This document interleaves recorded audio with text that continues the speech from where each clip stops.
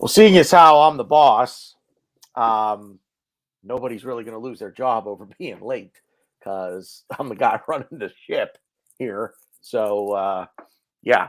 Anyway, technical difficulties. This isn't, we're not Hollywood over here. But anyway, a man short tonight. Glenn will not be joining us. He is on duty at home with the family. Things going on there. Everything is okay. Just family stuff tonight for him. So, we've got Rowan, we've got Ryan, and we will have Stan with us in just a second. So let's get into it.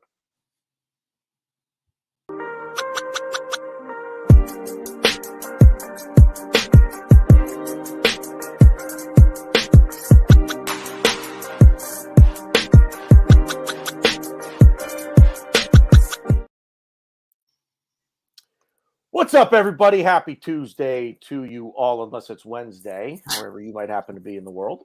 Sounds like Rowan just cracked something. Did I just hear a Anyway, you know who I am.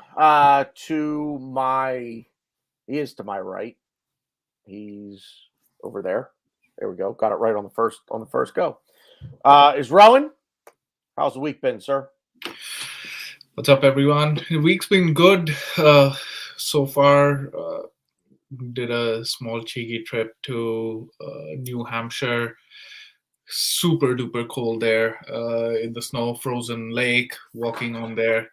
Happy that there wasn't much football from an Arsenal perspective to catch up on. So family time. Now looking forward to this week. Nice, good stuff. Below us is Ryan. What's going on? Nothing much. All Ryan has for us tonight is three topics. That's all he wants to talk about. He doesn't care about anything else. So he's going to be quiet for a little bit. Tanner doesn't know how to count, so shocker there. Really? Is it a shocker that I don't know how to count? Yeah, that's fair, I guess. Is anybody really shocked by that? No, I'm not. You're right. I shouldn't say. I'm sorry. I'm not shocked. You got a beer of the week for us, or are you waiting on that? Yeah, fuck it. Get over there now. I mean, we got kind of fucked. I don't want to say we got fucked, but Liverpool tried moving their shit around because of their COVID cases, and now the buckets came back to us, and we have COVID cases, AFCON, and injuries. I don't believe we postponed it because of just COVID. I think there's other things. So we pulled off the old razzle dazzle, sloop jam. Razzle dazzle, and we razzle dazzled in our stellar performance on Thursday, going down to 10 men. Same things happen with certain players getting sent off, but it's starting to become a trend that we're pulling together and we're pulling the old razzle dazzle. So who makes that? Sloop Jam. I actually got this. Shout out to Greg. I got this at Greg's bachelor party, and I had two of them. I'm holding on to this one. And I'm finally drinking the last one. It's a very good sour raspberry. Hold it up. I want to see the label real quick. Raspberry. Sloop Jam. That's the brewery. Sloop Brewing. Well, Sloop Brewing. Okay, so it is just Sloop then. Okay. Because they're from New York. We've had some of their beer on tap. Their Hopewell Junction, New York, and Hampton, New Hampshire. Yeah, so they have a beer. It's called the Juice Bomb. That's real good. It's a hazy IPA. It's not bad. I'm not really a hazy IPA guy, but it's a solid beer. But you said Sloop Jam, and I was kind of thinking, I wonder if that's Sloop. So anyway, how is it? I've had it before. It's delicious. It's a raspberry sour. It's very good. Yeah. Tart fruit ale with raspberries, tart cherries, and lactose. Yeah, I'm not a sours guy. Yeah, it doesn't blow my skirt up. But anyway, something you and I could talk about later. Stan, jumping in with the gaming headphones. I see. Freshly rebooted laptop. Everything all good? Yeah, got a new little setup here, headphones and a new microphone, so I can hear you all very clearly.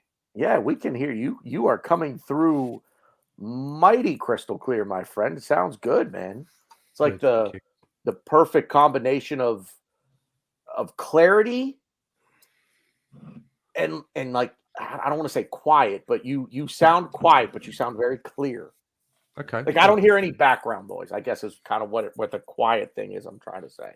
Good to I don't hear. hear there's no backgrounds coming through. So anyway, yeah, it's I don't know, man. It's been a funny week.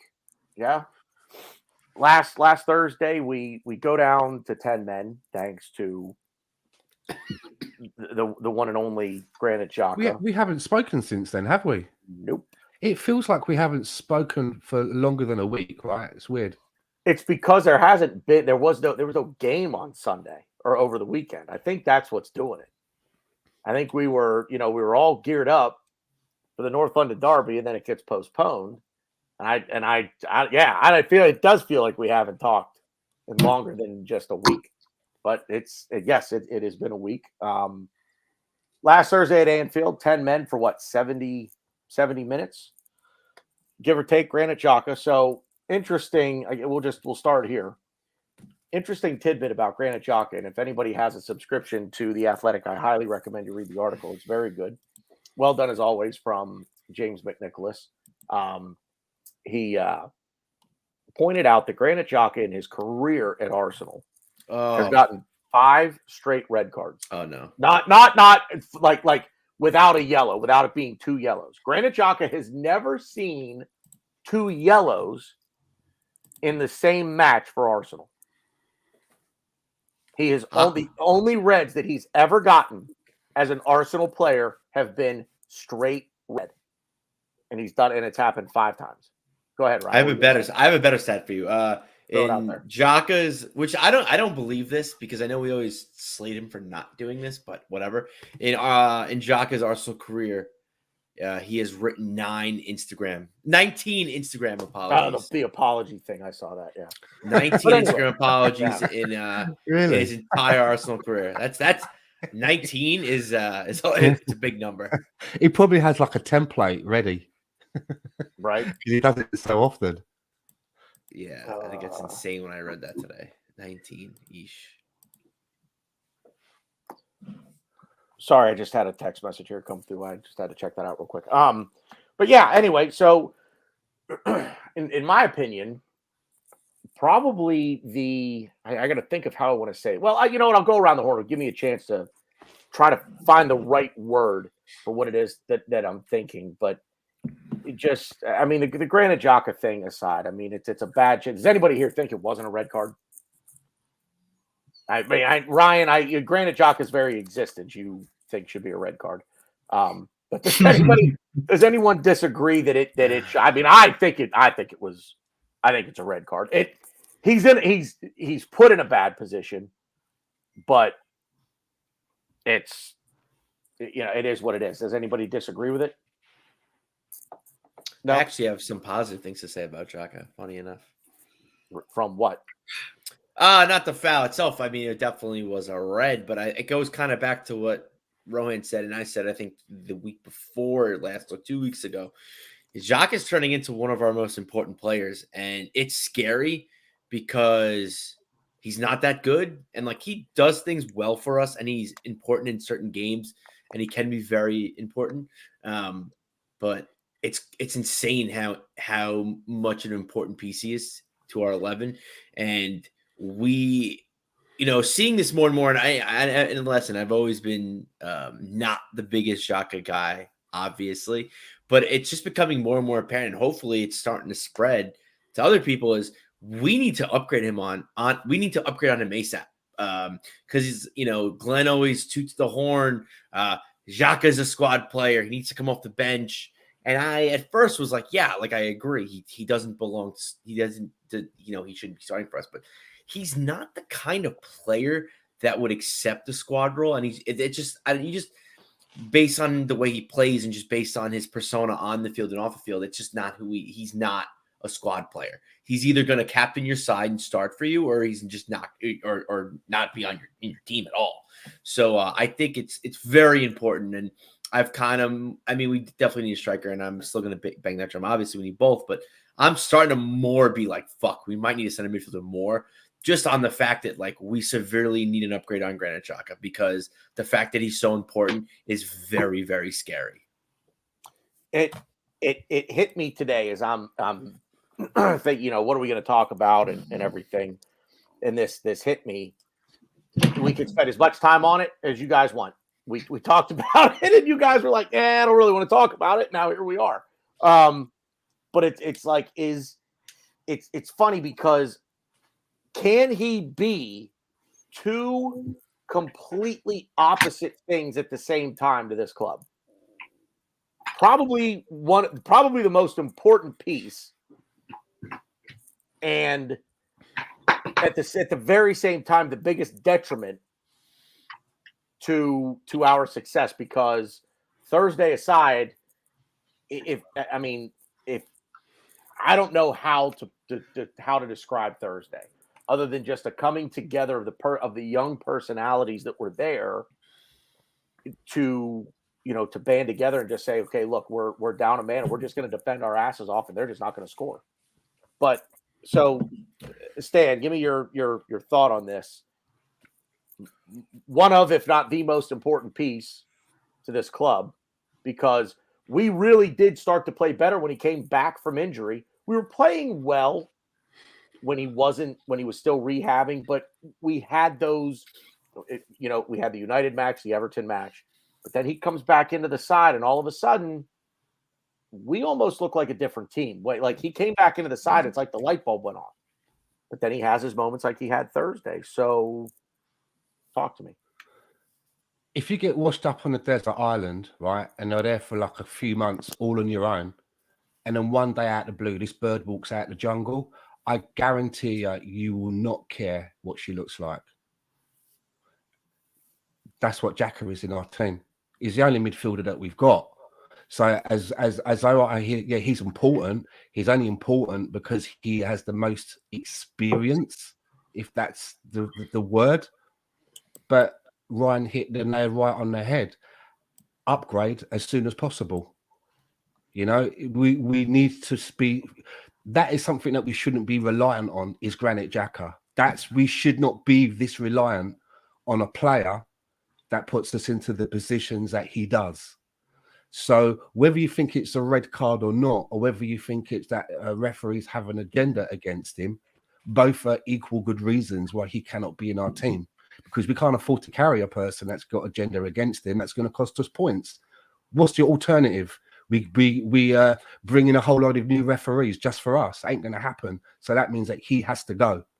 So the sooner that happens, the better, because as you quite rightly mentioned there, with the bookings that he's been getting, he doesn't do things by half chance. He's the guy that sits at the poker table, and every single hand, he goes all in. He doesn't build up slowly with the pot. He goes all in every hand. That's why he's never had any second yellows. So that tells you all you need to know about how that's good. I like that. Are. Yeah, you know what? I don't feel like getting just a yellow today. Fuck it. I'm going all in right now. I'm getting my red, and I'm going to go get 3 weeks off. Vieira has a lot of reds, right? But I mean, his ones were a lot of double yellows, right? Yeah. And as Martin Keown said, a lot of players would target him. And Martin Keown said that a lot of the reds that I got were for protecting Patrick, and I'd get a red against that on. But with Xhaka, it's just, Daniel says it there. He's very naive to keep putting himself in that position. And I would say that the managers that have come through Arsenal while he's been there, it must have been mentioned. It must have been mentioned by a teammate. It's got to have been broached at some point. But obviously, he's at a stage now where that information is not being taken on board, because it's the same thing over and over again. And what's crazy too is, I keep reading, and journalists have said this, like, he's the hardest. Everyone says he's the hardest working player in training. And they're saying he's like breaking records in training. I don't know what records you're breaking in training, but like he's outperforming everybody in training, and he's doing everything he can. He's the first one there. He's a brand nose, like I've said. He's the first one there, last one to leave, and he's very hardworking. So like, fantastic. But if you're getting sent off and putting us in these situations, like I don't care how hard work I don't really care how hardworking you are. And hopefully, this kind of can get. I know Arteta's a very inexperienced manager, and this staff isn't that experienced. I mean, we just need to really get an upgrade and fill that spot because, in the we're trying to grow here, and he is doing his best to, supposedly, stamp the flower out before it blossoms because he's hindering us, and he's kind of slowing the project down, by us not being able to win trophies and even potentially get top 4. Yeah, We go need ahead. an upgrade because the position that he plays, covering for defenders, playing the ball diagonally, playing the ball forward, linking up, all of this that he does is super important, and a lot of players in our team can't do that, right? And he puts himself in positions. One thing I must say is that he doesn't hide, right? Like he doesn't try to hide. I just watched the rerun of the Man City game. There were times when Kieran Tierney got done and Xhaka was behind him. Even though he had given a penalty in that game, he wasn't hiding. It's just so mentality wise, I think, and he's one guy who's, we all accept that he wears his heart on his sleeve, right? Like he's there for the team and he's trying to do everything. Mentality wise, he's sort of a Ronaldo in the team, but ability wise he's just not, right? He's just a bit slower. His mind is probably a couple of yards faster than what his legs are. That costs him. And like you said, Stan, he's a marked man, right? There have been players who have done similar things, in the World Cup final. Iniesta got a chest to his a foot to his chest, and the other player, who was it? Was it Schneider? Was it someone else? They didn't get a red card. And there have been so many instances. You see a Mane, you see other players, Harry Kane, who make challenges and who get away with it. But now I think referees have understood that when Xhaka gets a red card, the fans don't have an outrage against the referees or anyone. It's blame towards Xhaka, right? There's no inquisition of whether or not it was correct. And this red card was a red card, but I mean, I sort of sympathize because he was looking at the ball. I don't think there was any intent or violent play. And I think an argument could be made that the other centre back would have just cut across, and maybe he wouldn't have been the last man.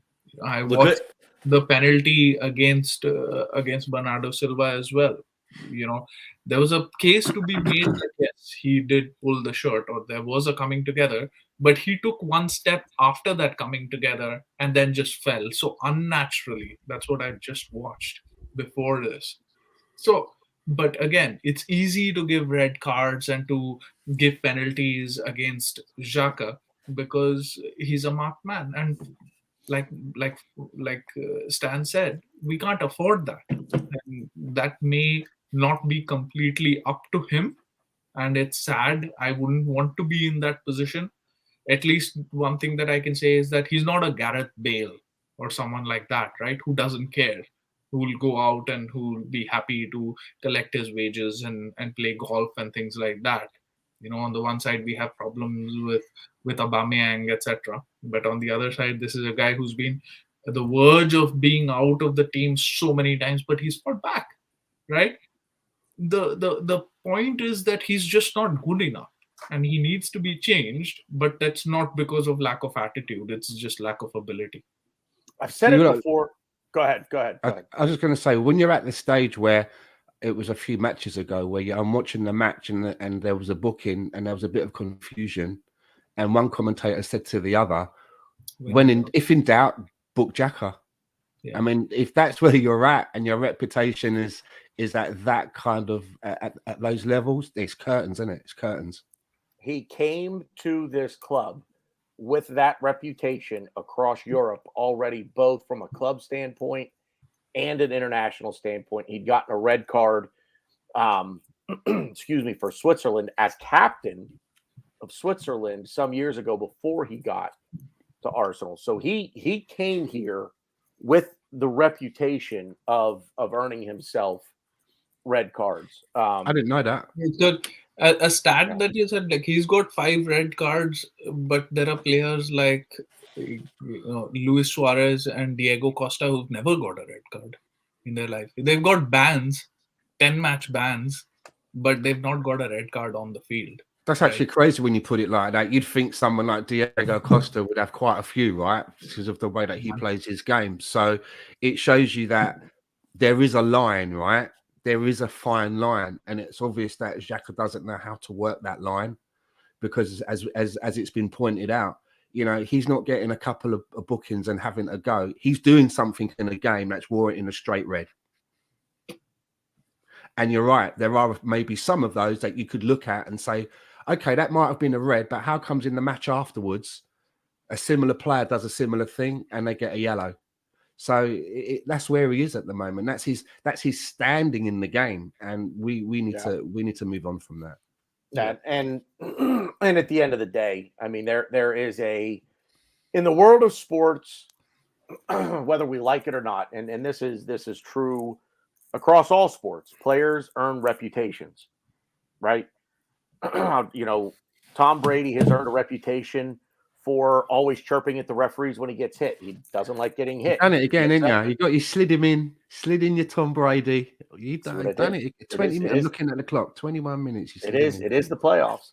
But you know, he's a guy that, and I quite frankly, I didn't even think about it. I used him because I knew everybody would know who he is. But you know, like Ryan will know who this is. But Sidney Crosby, hockey player, he's got a reputation around the league as being a whiner, being a crybaby. You know, guys have reputations. There are hockey players who have reputations for being dirty players. There are players in the NFL who have reputations. Joey Barton. Yeah. There are players in the NFL who have a reputation for being dirty players. You know, once you kind of create that reputation for yourself, no matter what it is, it sticks with you, and referees will treat you accordingly. This is not a thing. Oh boy, I really like. Sometimes I just really should keep my mouth shut. He wished he was in the same sentence as Alex Ovechkin. Don't do Alex Ovechkin justice like that. Boy, do you really want to have this talk on an Arsenal show? Sidney Crosby's the most overrated player in the NHL. You and Mike both wish you would chew off your own hand to, especially you, because at least Mike has Ovechkin with the Capitals. You would chew off your own hand to have Sidney Crosby. There's never been a player in the New York Islanders organization history that could carry Sidney Crosby's jockstrap. We lost JT and we got so much better. So no, we don't have superstars on our team. So that's great. Like I dig it. But man, oh man, oh Lord, the next thing you're gonna fucking try to tell me Ovechkin's better than Lemieux. All right. Anyways, can we stop talking about Xhaka? I'm kind of over this already. But well, okay, yeah. So back to last Thursday. So go down to 10 men, galvanized. It's almost like his sending off galvanized this team. We weren't going to win the game. It just going down to 10 men at Anfield. We weren't going to win the game. We legitimately did the next best thing we could have possibly done. We held them to no shots on goal, if I'm not mistaken, right? Yeah. They scored. No, they're trying to target and stop. Can I say as well? We used to do that under Wenger as well, didn't we? Do you remember when we used to get some red cards under Wenger? And again, it was probably Patrick Vieira. There were times when we'd go down to 10, and we would galvanize, and we would see the game out. You know, sometimes collecting all points, and that's a very, very good sign. So when people say that, they're not in it for the manager, they're down in their tools. Do they believe in what's going on? That's really good evidence that you lose a man, and he doesn't just throw the game plan out of the window. They dig in deeper. It's almost like we've practiced only with 10 men the whole week, because the last two games, the last two big games that we played against City and and Liverpool have been some of the best games that we've played in the last years. I would say we've won none of them. We lost one, drew one. We've played one whole match without a player effectively. Gabriel got sent off in the 56th minute or something there, and Xhaka like 30 odd minutes here. So we played one whole game, and we've conceded one goal. We've conceded one shot on target in that 90-minute spell that we've had. That was the goal that City scored. I mean, that's something to commend, right? Because I had this tweet out, right? The third week of the Premier League when we lost 5-0, again, Xhaka got sent off in that game too against City, and Liverpool and Chelsea had played. And at halftime, Chelsea went down to 10 men. They saw the game off. They saw the game out, right? And I said that that's called good coaching when you can see a game out at a place like Anfield, etc., etc. I personally think it's well, I don't really know who's more difficult to face. Probably City is more difficult to face with 10 men, but we did a hell of a job, and now it seems like we are going in the right direction. I mean, it does to me kind of suck that the North London Derby got postponed, because I feel like that match Thursday at Anfield really, I feel like we needed to overcome that adversity. You know, when Xhaka when Xhaka lost his mind at the Etihad against City earlier in the year, 5-0, right? We just completely capitulated. I mean, we couldn't stop anything in that game, but somehow, some way, this was different. And I just had this weird notion of something that I've got this weird notion that there is a method to Xhaka's madness. What he's doing is he's playing this because somebody mentioned in the chat was equating it to fathers. It's tough love. Xhaka is perfectly getting himself sent off so this team can see who they really are. What we need to do, that we can do it with 10 men, and this is like a weird psychology, and it's helping because, as you say, we've been playing better without them, and we've gone down to 10. And I really think that this is all intrinsically linked. And I know that we're going to come on to this in more detail a bit later, as why everybody hates us at the moment and why we're getting all of this heat. We're only getting this heat and flack at the moment because people are rattled. We're going head to head with Man City and Liverpool, and we're getting like nobbled in the game, and we're still coming out of it like looking pretty good. People are rattled. If people weren't rattled about Arsenal at the moment, we wouldn't be getting the heat that we've been getting. And I know that we're going to be coming on to that a little bit in a moment with like the heat and everything. But all right, I'm going to stop now because I've got a lot to say about the heat that we've been getting and my thoughts about it. But make no mistakes, people are rattled, and it's because what we've shown that we can do. We don't do what other teams are doing, and we don't look at the calendar and go, oh, City's coming up, or no one expects us to win that. We did that at the beginning of the season. We had a bad attitude at the beginning of the season. We got done by Brentford, and we went into Man City and the Chelsea games with a bad attitude. We'd written them games off. All the fan base had, or I would say maybe 90% had, and it permeated into the club. And we played, we'd given up the ghost before we even kicked the ball. But this time, we've looked at the calendar and we've given them a game. And even when we went down to 10 men in both of those games, we didn't lick our wounds. We still managed to give a good account of ourselves. And I believe that, they don't like it. They're rattled. And I love it. It's an interesting way to put it. It's we were going to talk about it anyway. So it's a pretty good segue into it. I mean, I think the rule is stupid. I think figure it out. With the bottom line is a team can call up. I don't even know what the age limit is. You have to be how old to play in a Premier League game? 16? 17? So 16 or so. Yeah. Is it 16? Whatever it is. So think about it. You have under 23s, under 21s, even under 18s that you There's could no put under into a 21 team. Okay, what U23, U18 then? Okay, Yeah. so I mean, the Papa John team is technically a U21, but it's just the U23. The current rule says that you must be able to. I looked. I was on Lolo and those guys on their Brooklyn show yesterday, and we were talking about this, and they brought it up and showed us on the screen. The rule says that you have to be able to field at least 14 players. So this thing about the games being postponed, did I want the game with Tottenham to be played? Yes. Do I like the shithousery, the way that we've done it, and the way people are going, oh, look at Arsenal putting people out on loan before and afterwards? I don't care. I fucking love that. But I still wish the game had been played. When you submit your team at the beginning of the season, you don't just put in a first 11, you put in about 25. And the rule says that you have to have at least 14. So we could have played that game, and I would have preferred us to have played that game. But you look at the shithousery that Liverpool play, that Liverpool pulls, and how many fucking games are Burnley going to get in hand? But like, you get to the end of the season, and they'll have like 20 games in hand still to play. You know, Man City can't win the title. Burnley are they'll probably win the title. They go on a run of games for 20 games and win it. But you know, and just to say, you know, the way that everyone's like talking about Arsenal at the moment, I love it. I don't want any friends in the league.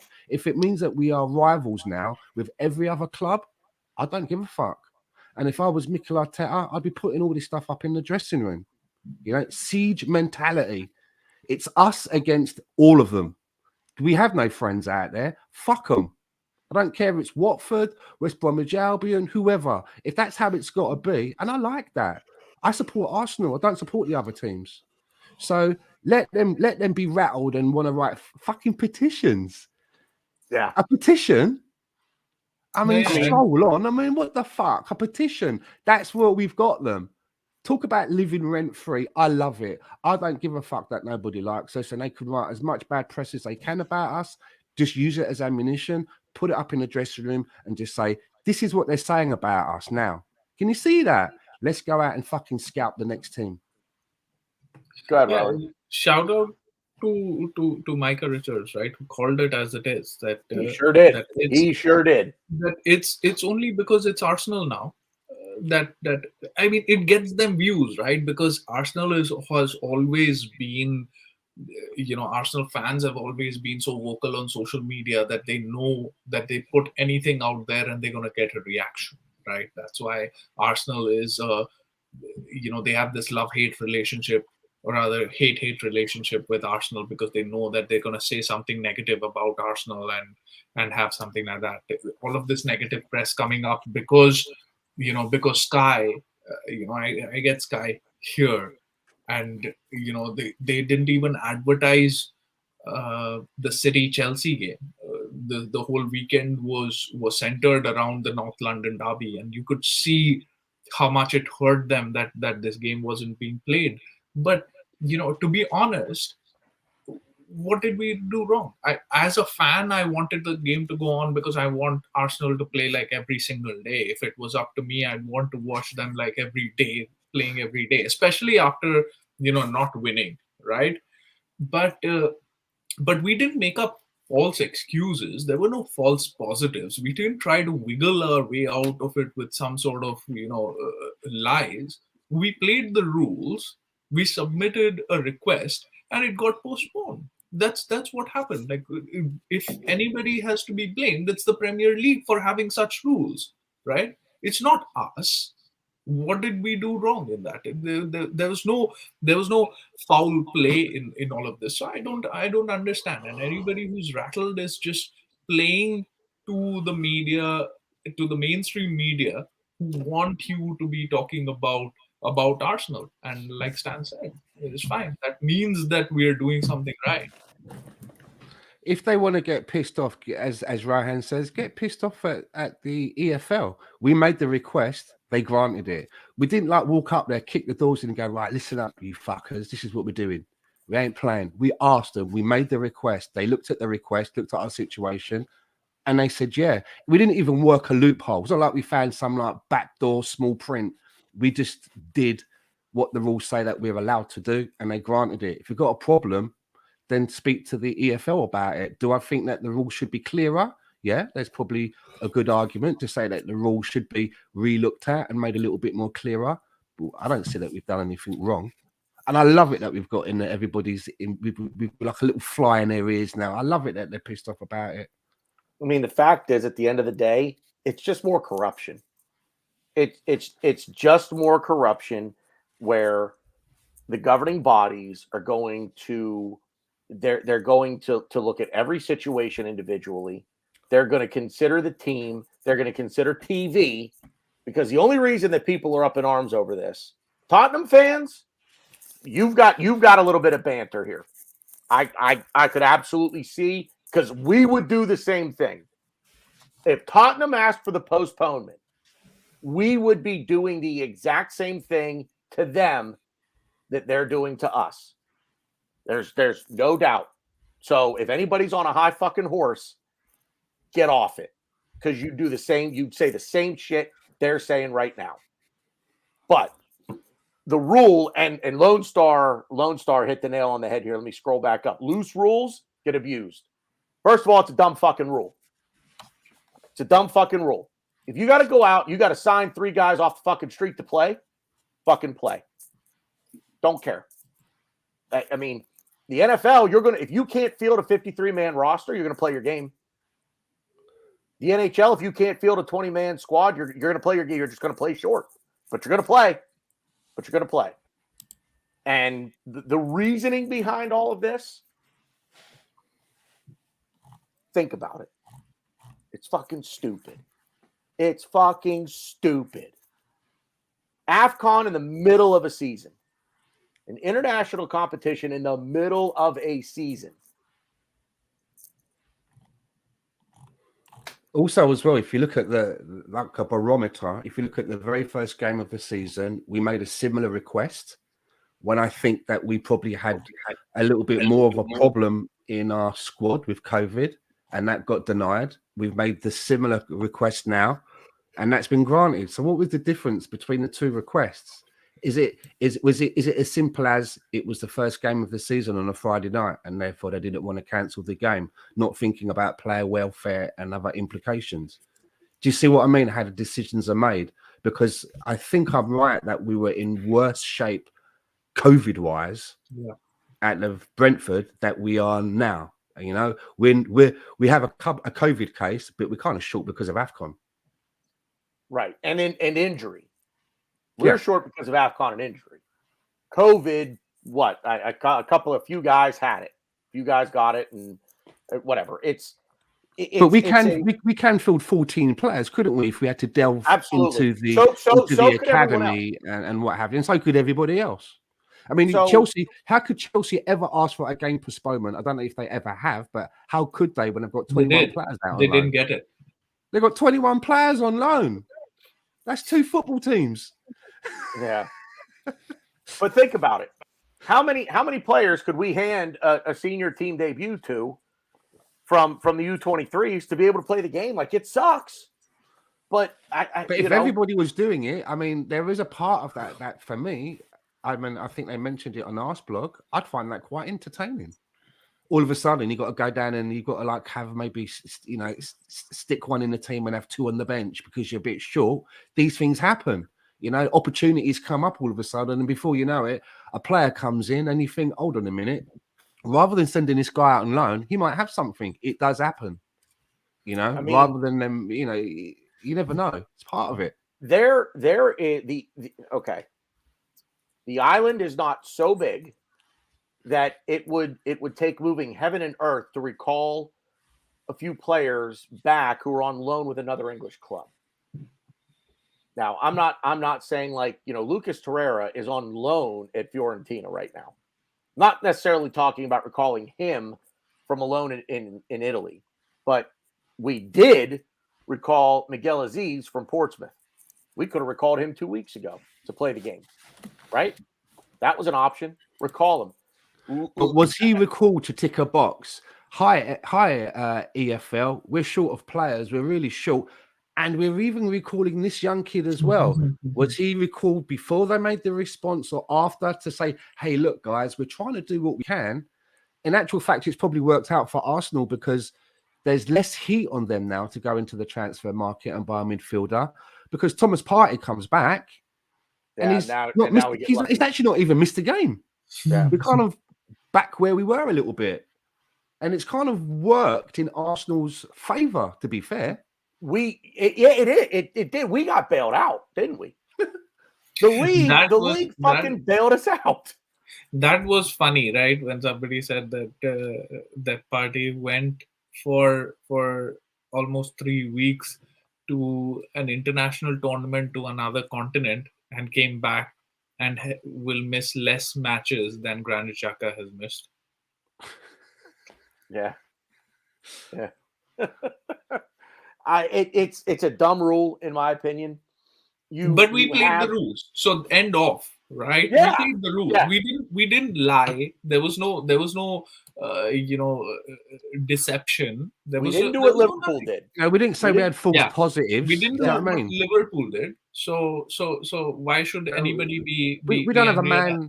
We don't have right? We don't have an ex-executive like Rick Parry on the EFL board like some teams do. You know, we don't have any of that going on. We just filled in the paperwork and that was it. Right. BX Scudder does make a good point, and we'll move on from this. But AFCON and COVID were known variables. So how have we allowed ourselves to be short? It's a good point. And it's something we talked about it last week. We're not going to rehash this. But we did talk about it last week. And this I don't know where the fault lies. But the only thing I'll say is it takes two to tango. We can't just go and say, okay, well, we need players, and we go to clubs across Europe and say, okay, we need a player from you, and we need a player from you, and we need a player from you. And they just say, yep, okay, who do you want? Here you go. And off you go, happy days, as Stan would say. Right? It doesn't work that way. It's a business. You want something, you give Vlahovic's proving that, isn't he? Bloody hell. My God. Yeah, that's another. I don't know if we could get onto that a little later on, but anyone, I mean, look, Stan, I tweeted it out today. There's someone on Twitter that I follow that made a comment to a Spurs supporter, and I just chimed in with rent free. That's all I said. And I like the way you put it. People are they're flustered now. They're rattled, like you said, Stan, and this is what's pissing them off because now all of a sudden, and I'll say this though too, the pundits who are saying all of this now, I think this is coming from higher up. I think this is the TV exec saying, bring this to light, make a big deal about this because we had a big game scheduled and we didn't get to broadcast it, so we're losing money. At the end of the day, it's all about the almighty dollar, hombre. Yep. How is it? It's all about the money, right? Now they're going to have these Amazon fixtures during the international break.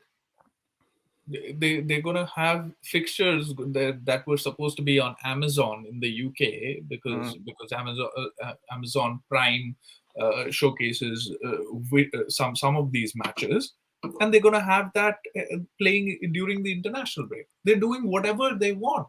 What are they playing in the international break? What are the games they're going to be playing on Amazon? Club games? Yeah. I didn't know that. So players are going to leave on international duty where there's a built-in break in the league season. There's a built-in break for it, and the league's now saying, nope, you're going to play these games now. We're going to play them over the international. So that we can break. show them on Amazon. Wow. Yeah. Okay, no. It's all about money, fellas. You know that. What else we got here? Well, I mean, we hit on, some of the youth that had gone out on loan. At least I made a comment about it anyway. And this is kind of where Ryan is going to have his moment in the sun here, but he loves the kids, doesn't he? Yeah. And I love that he loves it because he's got he pays attention more than I wish I paid more attention. But we recalled Miguel Aziz back from Portsmouth, and he just wasn't. They were playing him. What is it, 10, Ryan? Did I see you say that on Twitter? They were playing him as a 10? Yeah, they were playing in a more attacking role. I don't know if it was a clear 10, but he was definitely playing a more attacking role. I would probably venture to say it was a 10. Tyrese John Jules gets recalled as well. He had only made 12 appearances. I can't even remember where he was. Blackpool? Blackpool.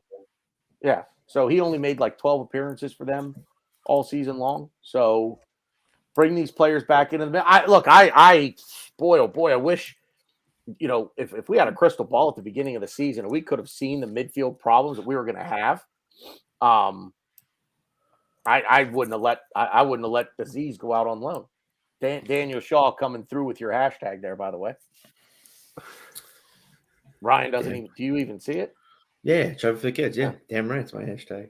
Well, I should say it's not my. It's Big Steve's hashtag, but yeah, I'm just hasn't really carrying worked the out torch. for those two on loan, now, has it, Ryan? I was reading a little bit today, and it didn't sound like they've really.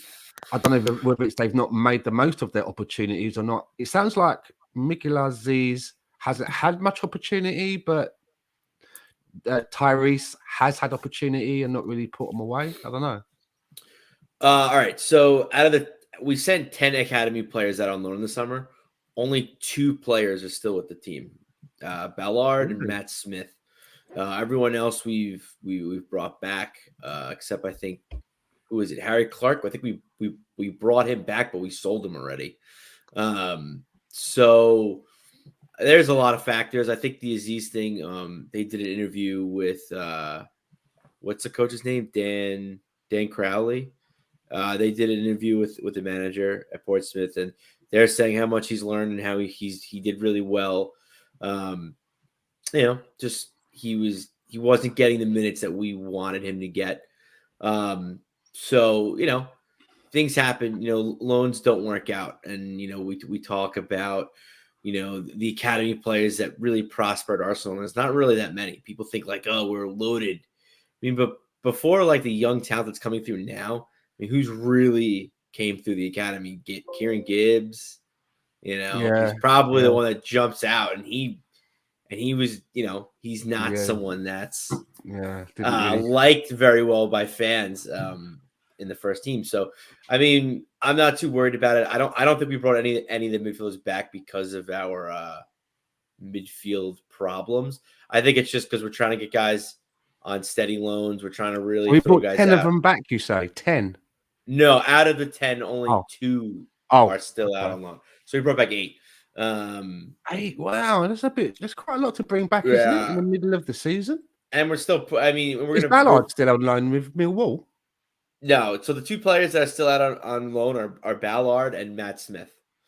Okay. So yeah, and we're gonna probably, those 8 players that came back, we're gonna send them out again. So I'm not too worried about it. These things happen. I think we're gonna start to hopefully see a more. Sounds a bit odd, though. More Chelsea approach. It sounds a bit odd, though, doesn't it? Bringing them all back. Do you know what I mean? Well, I think we're bringing them all back to send them back out because we didn't like the teams that they went for because they weren't playing enough or bad planning, isn't it? Like Ozzy Tutu, Ozzy Tutu's just constantly hurt, so they were like, "All right, well, we're gonna bring you back, rehab you, and then maybe send them out again in the summer, or who knows? Maybe he's gonna be able to go back out in the end of June. I doubt it, or January, excuse me. I doubt it. I mean, this is the things that these things just happen with loans. Loans never like fully work out to where like we're saying a guy out and he rips. I mean, to me, like if you look at loans and you look at loans that are just that like always. I mean, the only person that comes to mind. Gnabry's loan, right? Didn't really go that hot at WBA. I mean, yeah. I mean, I would take even Arsenal out of it. I would say that to me, the only loan that I could say like, holy shit, this guy's going to be a player. And he keeps getting loaned out is probably Conor Gallagher, who plays for Palace and he's being loaned out by Chelsea. So I mean, loans don't always work out, and I don't think anything of this. I don't think we're going to be worse for wear and like that. I'm these things take time, and we have a lot of youth in right now that aren't even loaned out. You look at our U23s. We just beat Bournemouth 4-0. Very good performance. I watched a little bit of the game. Who stood out? Anyone stood out? What's his name? John Francis. He's like this ginger midfielder. He's pretty good. I don't think he's got the physicality. Ginger. He's got to go with us. I'm joking. Someone who's kind of been flirting with the first team a little bit. Amari Hutchinson. He actually captained the side. He's only 18 years What position does he play? I've seen his name on the bench and that. He's an attacking midfielder. He's going to be definitely helpful for us. Someone who I got to pull his tweet up because I didn't. Here we go. Okay, so I'll say the tweet. In the last 10 years, only Reese Nelson, Sarge Gnabry, and Maitland Niles were younger than, can't pronounce this guy's name, but Cozier Dewberry. He's 16 years old, 234 days old when they scored their first goal for the Arsenal U23s. So this guy is a left midfielder, obviously young. He's going to be someone to look out for. Someone else to look out for, speaking of hyphenated names, one of Stan's favorite academy players, Norton Cuffy, who we just sent out on loan to Lincoln City. He's going to be a real player. He's a right back. He can play right center back. I can talk about the kids all day, so you probably have to stop me. But yeah, no, I'm excited. But bringing all these guys back, I don't care about it. It's not a big deal. I think we're going to be sending most of them out on loan. The person I care about and the mongoose kind of beating to the punch here is Beereth. I think we need to send him out on loan. Name on the bench as well. We need to send him out on loan. He's a striker, and he's very good. Some people are already saying he's better than Balogun. I wouldn't go that far yet. I thought Tyrese though was supposed to be someone that was. I could remember maybe. Yeah, he's 2 seasons ago, maybe a little bit more that he was talked about a lot. Yeah, he's been like battling injuries, but he wasn't getting his time at Blackpool. So he's going to be interesting to see what we do with him. But yeah, I there's just so much that's going on in the academy, and it's great. And I think having the BFG kind of being a big force in there is going to be good for us. And I guess just to end it, repeating myself the 50th time, I'm not worried about all these people coming back, and everyone's talking about how it's, oh no, all these loans are going bad. I mean, not many loans go exactly the way you want it to go. So I'm just excited for the academy. One more question. One more question to ask you about youth before I hand back to Tanner. I was reading earlier in the week that we are looking to buy that right back from Nottingham Forest, who's on loan at Middlesbrough, Spence. And they said that we were looking to put in a solid bid, and then he would remain at Middlesbrough on loan. I just wondered if you heard anything about that. I heard about it. I think it's bullshit. I think he roasted us, and it's just lazy journalism. But just chat, click chat. Yeah, that's what I think. Tyrese John Jules isn't going to get any playing time with the first team, but or did we bring Aziz back because the loan wasn't working out? Or did we bring Aziz back because it was like, okay, you're like right on the cusp. We want you to go play. And now we could use a body in the midfield because we recalled him before the party thing today with Ghana at AFCON. So did we bring Aziz back with an eye to we may look to play him Thursday? Could he get – I'm not asking about Thursday specifically, but in your opinion, could Miguel Aziz see some first-team action? If we don't sign a midfielder and Xhaka wants to keep being a dick, maybe. I don't think so. I think in an average world, I think we're going to send him back out on loan. I don't Aziz or Patino, he's higher in the pecking order. Patino. So Patino, you're saying Patino's got more chance of getting a first. Personally, I think Aziz is. I think you never know because careers can go so many different ways. But if you ask me who's going to have the better career, I think it's going to be Aziz. But right now, who's more useful to our team? Just based on ability and what he's doing right now, I would probably say Patino. I think Patino has more natural ability, whereas Aziz is still kind of learning the game, learning reflexes, learning how to read the game. That's something, again, I don't know where I read the article, but Dan Crowley talks about Miguel Aziz, and it was after we recalled him and just why it didn't work out, what he thinks of him as a player. And it's a really good read.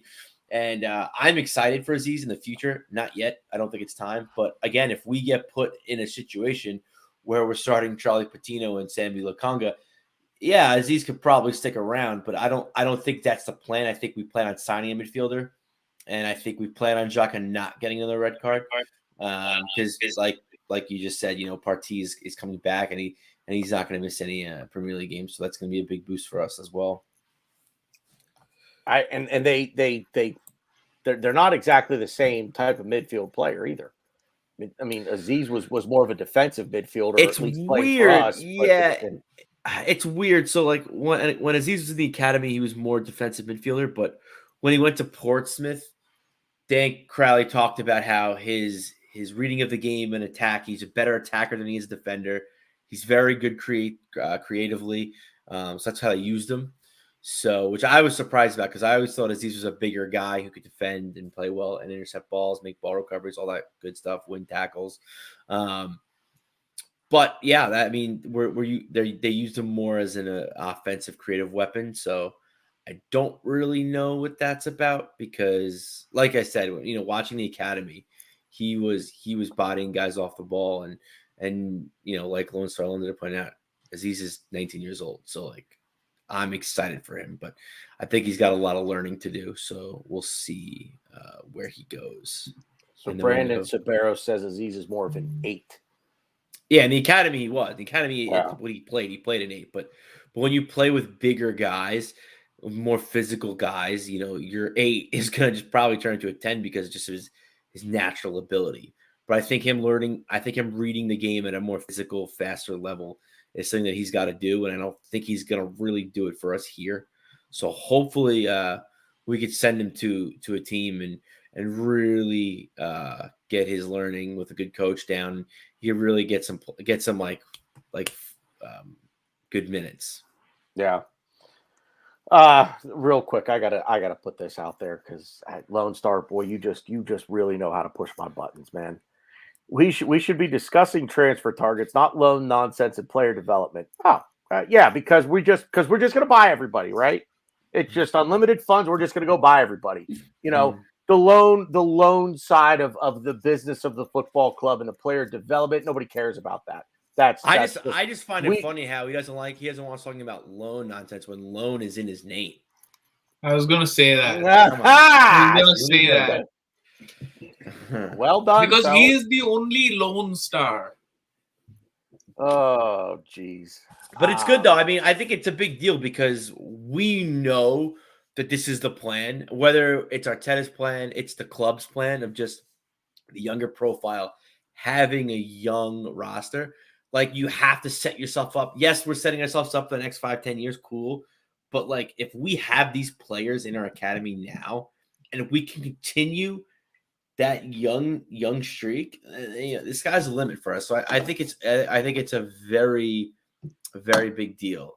It is a very big deal. This is a big part.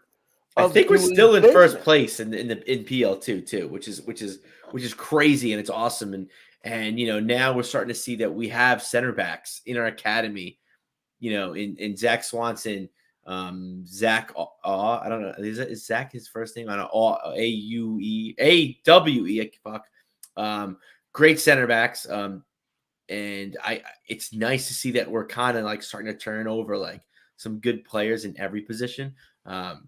Another interesting fact, which I don't know how this is going to translate for the players coming up. The U23s play a back 3. So and they play a triangle up front, two kind of attacking mids, and then they have one striker. So it's going to be interesting to see how they can bed into the first team because of the difference in formation. Tactics are very similar. We like to play a very nice, tight, which we played very good defensively against Bournemouth. Very solid defensive structure, and we do press a little bit too. And we're very creative when we have the ball in transition. So I don't know. I'm very excited, but just because we have like the youth now in the first team doesn't mean we shouldn't be setting ourselves up for even past that with academy players. Because at the very worst, if they're not good enough for Arsenal, cool, we'll make a bunch of money and just sell them, and then make money to fund in to bring in Lone Star Londoners, Messi, Mbappe's of the world. Kidding, I don't think it's going to happen, but still, like selling is going to give us money, which is good. and like this just why not send him an FC? I don't know what to say to you anymore, man. This team could win. This team could do the quadruple, and you're still going to bitch because there's going to be a player that you don't like that's going to win and get his hands on the trophy, and you're still going to be mad. You are in a perpetual state of anger when it comes to this football club. Like we're in 5th place with a game in hand on West Ham, and you're mad. Like you are mad. Mertesacker's a failure. Come on, like. What world are you living in? I don't want to be mean, but at least spell his name right if you're going to call him a failure. Be mean. Like, listen, here's the thing. No, just spell his name right. This is where I'm at with this show now. This is where I'm at with this show. I'm going, Stan, I don't know if you watch AEW, but I'm going MJF. The thing is, when it comes to sports, okay, this is not aimed at the three of you. When it comes to sports, I'm a realist. Okay, I've been in and around sports teams, the business of sports for a very long time. I'm a realist. I know how these things work. Okay, but beyond that, I'm just fucking smarter than you. I'm better than you, and you know it. Kiss the ring. Anyway, oh, look at this. Yeah. Tragic Mike going to AEW tomorrow down in DC. Nice. What are you gonna do? What are you gonna do? You better be within the TV sight line, within the camera sight line, so we can see it. Mike, do that thing where sometimes when I watch the wrestling, they take a picture of their head and it's fucking massive, and they just hold it up when the camera goes by, and it's them. But do that, Mike. Get your massive head. Stan. Have you ever seen Mike? He doesn't need the sign. His head's already that fucking big. For crying out loud. His head is massive. Jesus. The one thing I will say to Lone Star is, yes, we could talk about Vlahovic and that whole saga, but to me that's boring. That puts me to sleep. The constant tug of war, and who are we blaming? Are we blaming him? Are we blaming his agents? Like I honestly don't care, because I feel like I hear something different about it every day. And to me, I want to talk about the things that are happening and things that we should be excited about in the future. And maybe this will cheer up Lone Star. I'll talk about Mari leaving the club, Kolasinac leaving the club. Well, Mari's going out on loan, but Kolasinac, we terminated the contract by mutual consent. He's now. Is that what's happened? We've done another termination of a contract. Yes, he's going. Fashion with he's us, now going to Marseille with the rest of Arsenal's rejects, or I should say misfits. I don't want to say rejects, but So yeah, I think they're good moves for us, and I hear people saying, "Oh, Mari's such a terrible." Bags off the wage, right? Yeah, so no, it's great. Something. Yeah. The one thing I say about Mari gets a lot of slack. At least from my opinion, I don't know how you guys feel about it. When we signed Pablo Mari, I always thought he was a squad player. I never thought we were signing him to be Gabriel, to be Ben White. I always thought we were just signing for depth. He was an easy get. He performed very well against Liverpool in the FIFA World Cup. Is that what it was? The FIFA World Cup of Nations or whatever? Not nations, but it was the club thing. Super Cup.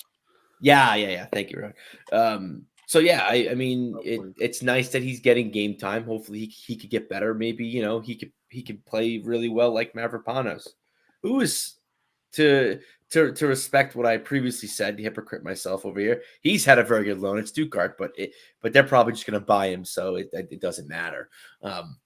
But yeah, I mean, the one thing I will quickly say about Kolasinac is, whether you, and I tweeted this out, so you all could see it on my Twitter. Whatever your thoughts about him were, his iconic.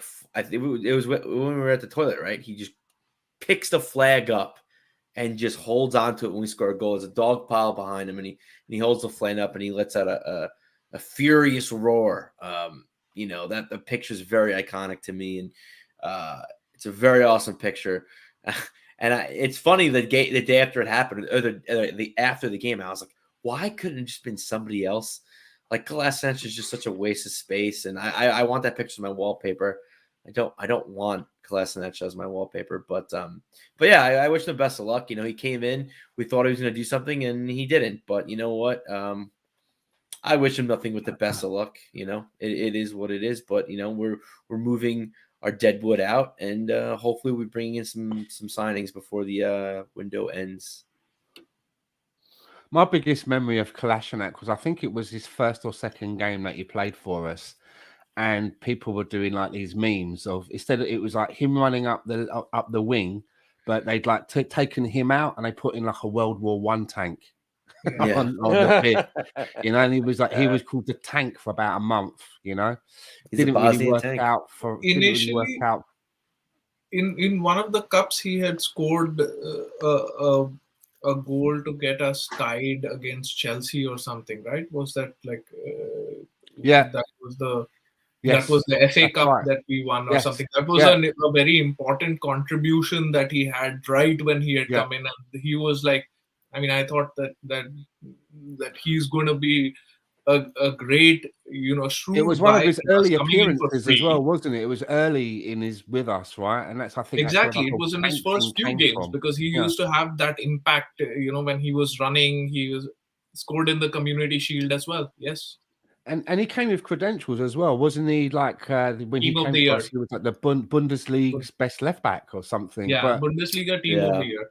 it just didn't work out with Pablo Mari for me. I was a little bit suspect from day one of his journey to get to Arsenal. It was a little bit of a gamble for me. I understood why we did it. You know, it's always good to have a couple of left-footed centre backs in your squad, but it hasn't really worked out. I think it's more of a case that he thinks he should be getting maybe more minutes. And Mikel Arteta saying, "Well, I don't think you're going to get the minutes that you really want." But it's weird that one didn't work out because there was that kind of inkling that Mikel Arteta had an inside scoop on him. You know, knew him from his days at Manchester City, and felt that it was a good thing to bring him back. But yeah, you know, not all transfers work out. And for me, I'm actually pretty pleased that, you know, he's brought this guy in and, you know, he's identified that it's not going to work out and he's willing to move him on rather than just keeping him hanging around trying to prove a point. If that ain't working, move him on. Let's bring someone else in. And to all you people that are still obsessed with William Saliba, I think this also kind of opens the door back for Saliba to potentially come back in. You know, Kolasinac is a defensive player. You know, he normally plays fullback, but he can play center back. You know, Mari's a center back. And yeah, I think that's something that we're going to be looking at. You know, it's good to have three good center backs, even if we don't play a back three. So if William Saliba comes back and we decide to use him, great. I think these two moves definitely open the door for that. So, Well, Can I just say as well, I just saw some people arguing on Twitter earlier today about this, and one was going, well, we don't need Mari anyway. Saliba will come in and take his place. And then another guy said, yeah, but he's not a left-footed centre-back. And Mikel Arteta will always want to have two left-footed centre-backs in his squad. And the guy came back in underneath and said, well, maybe he'll just spend 90 minutes facing the goal. So he's left me. Yeah, I just thought that was just. I was just like watching this little conversation, and it just made me chuckle. Let's think about this too, right? I mean, the goal. Excuse me.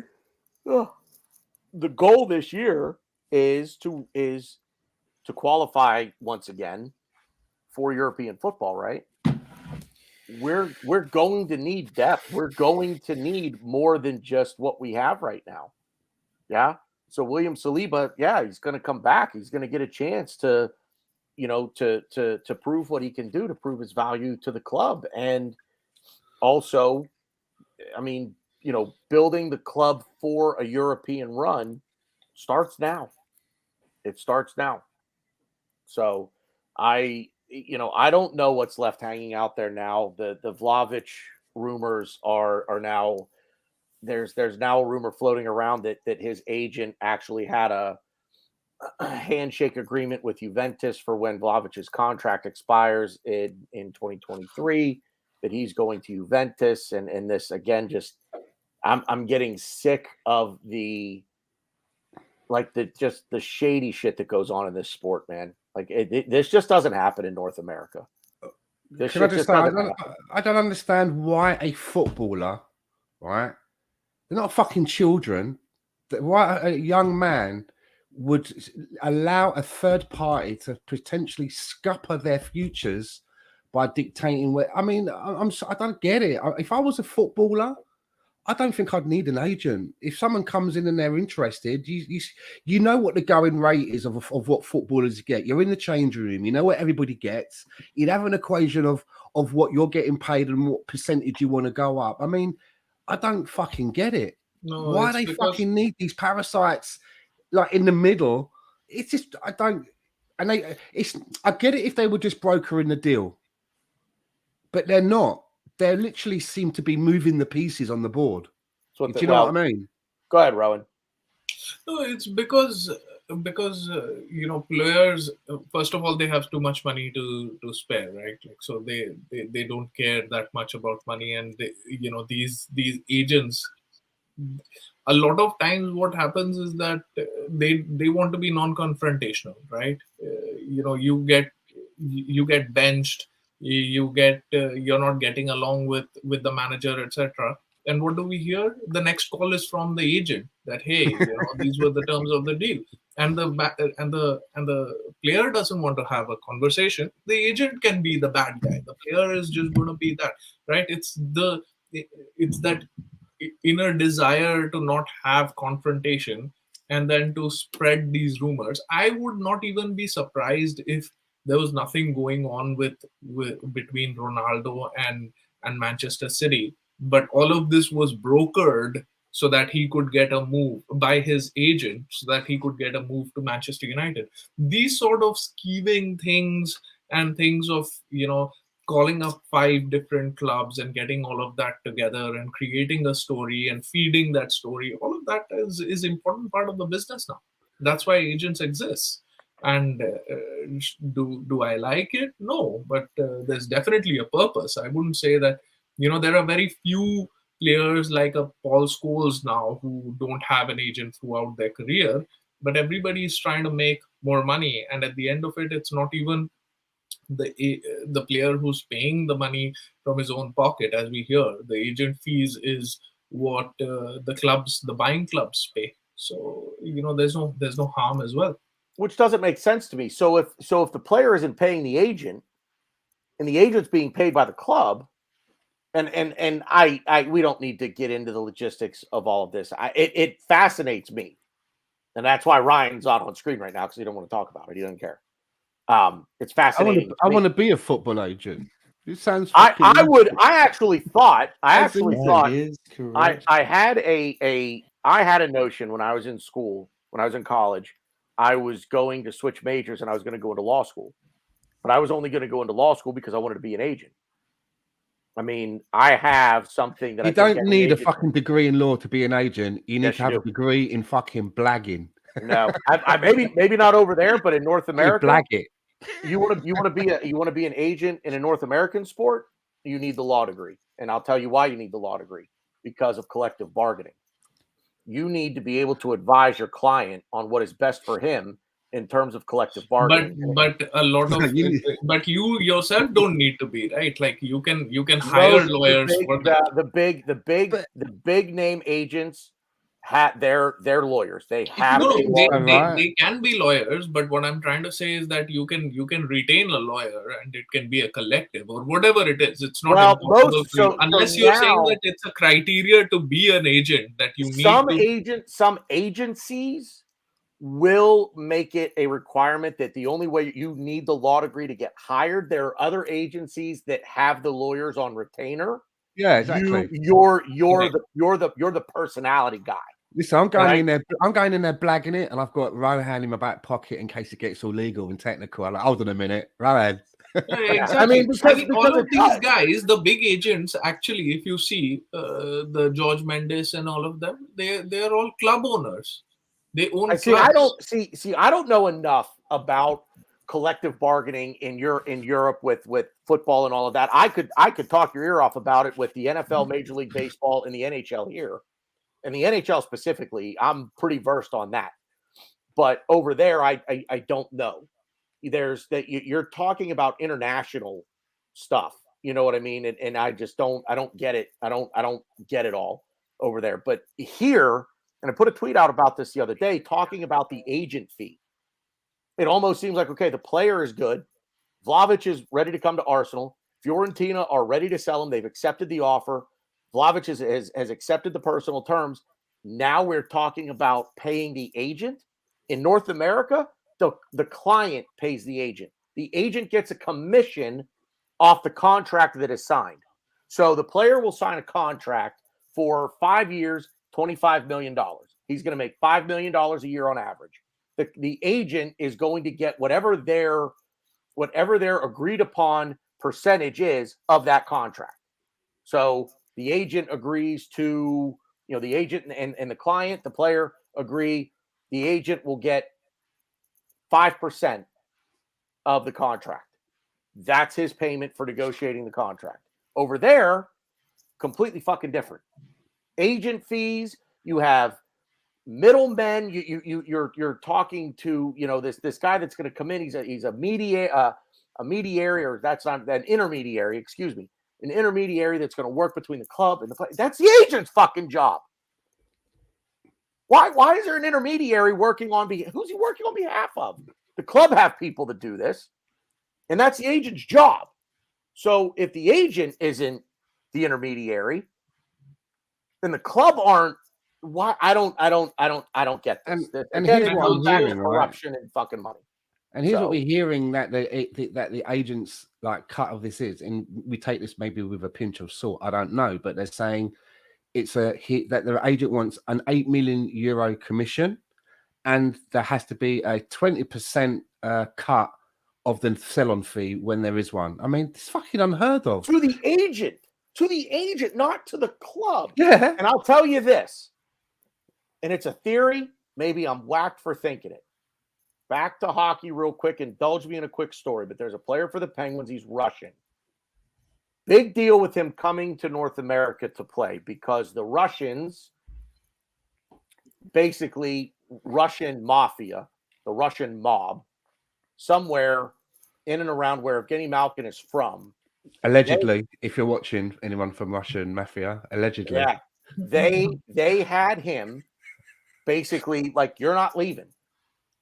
You're staying here. You're our golden goose. Somehow or other, they were making money off of him.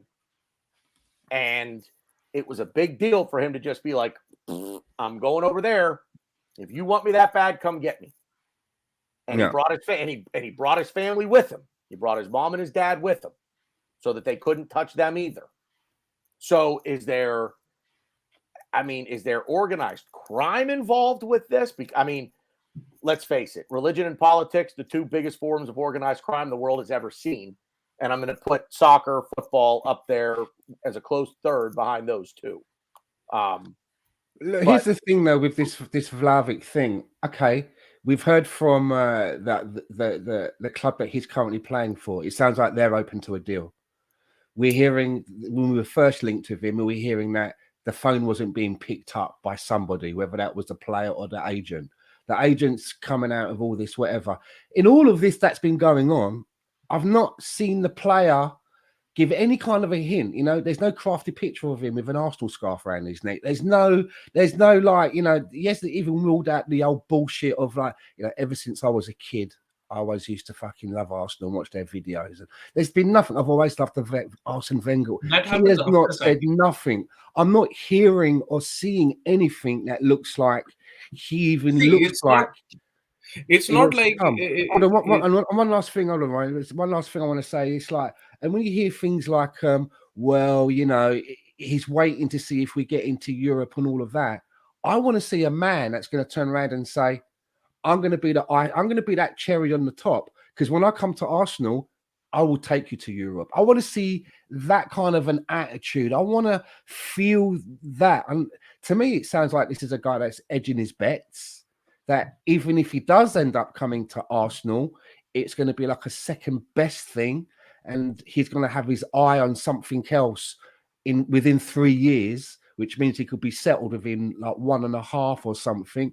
I don't know. I don't feel it. And this is a man that's actually reduced Arsenal fans to being fucking body fucking language analysts. I mean, all of that with the thing where he's at that game where he was walking around. He kept showing pictures of him walking around like that, and I'm thinking to myself, maybe he's just switched from like Links Atlantis to Links Africa, and he just wants everybody to know.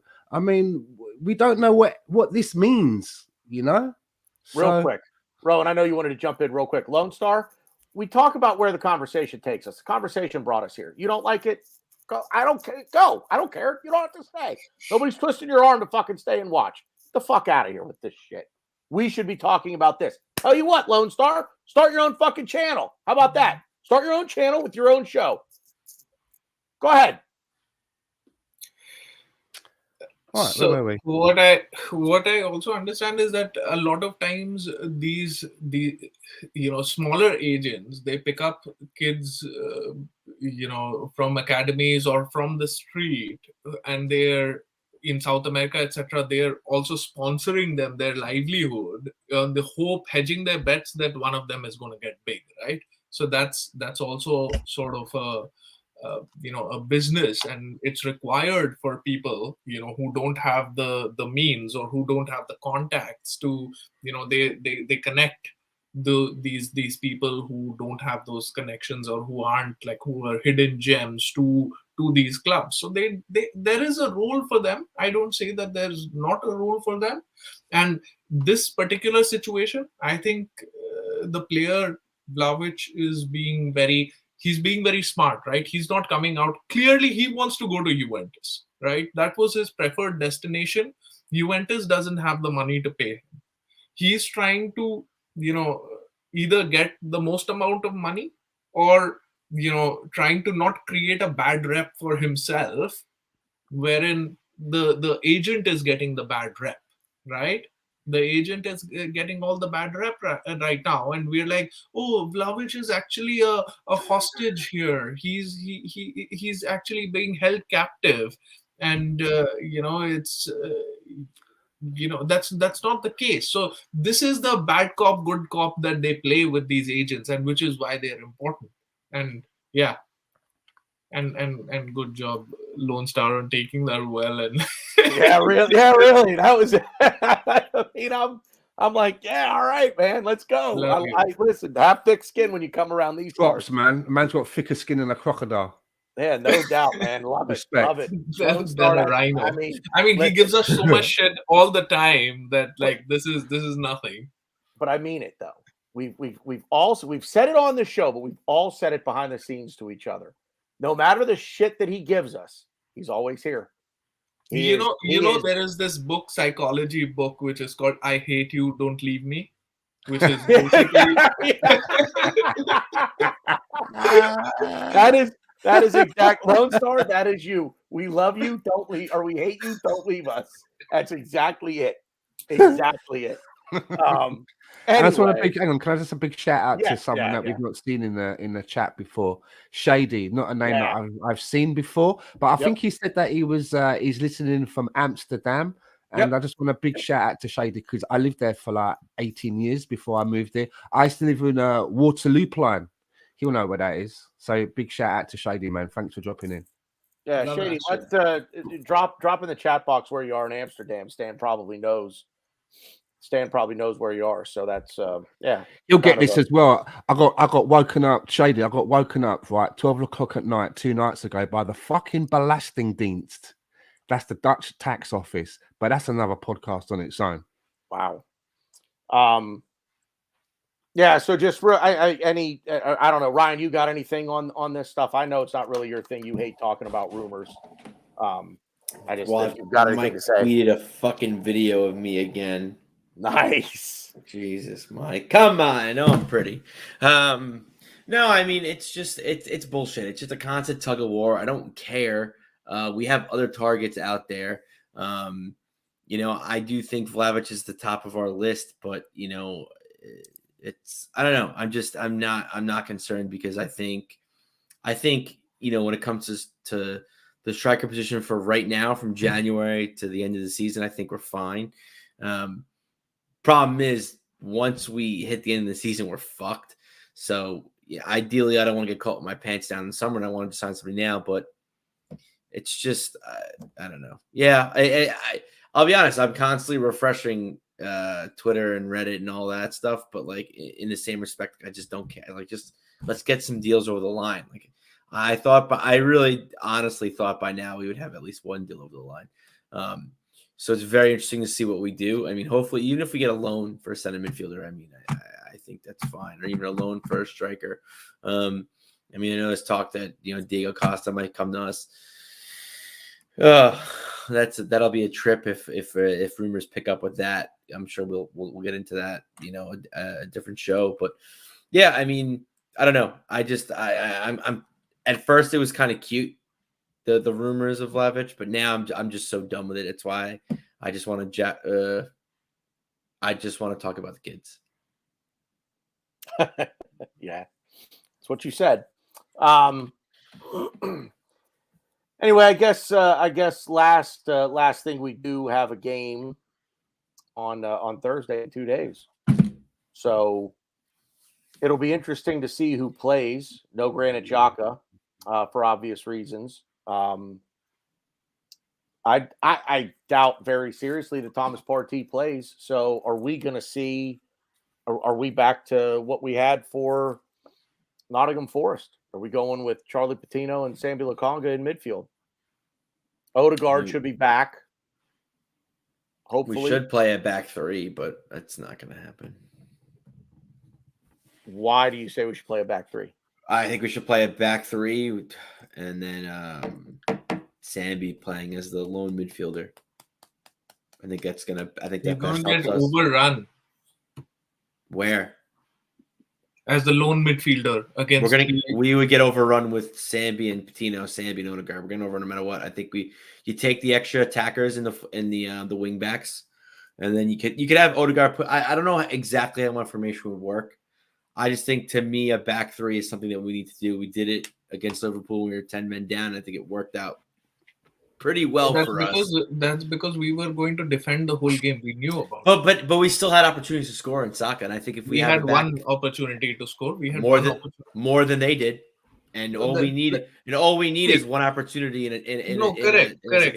See, I want to gloat on the stats as well, but we were under the caution that game, and we could have easily lost with that Minamino shot at the end, right? So I don't think that we should, completely ignore what had happened there.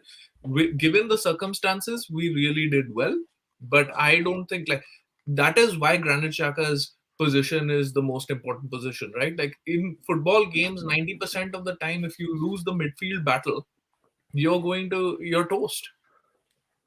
Right, and against Liverpool, that hardworking midfield of Henderson and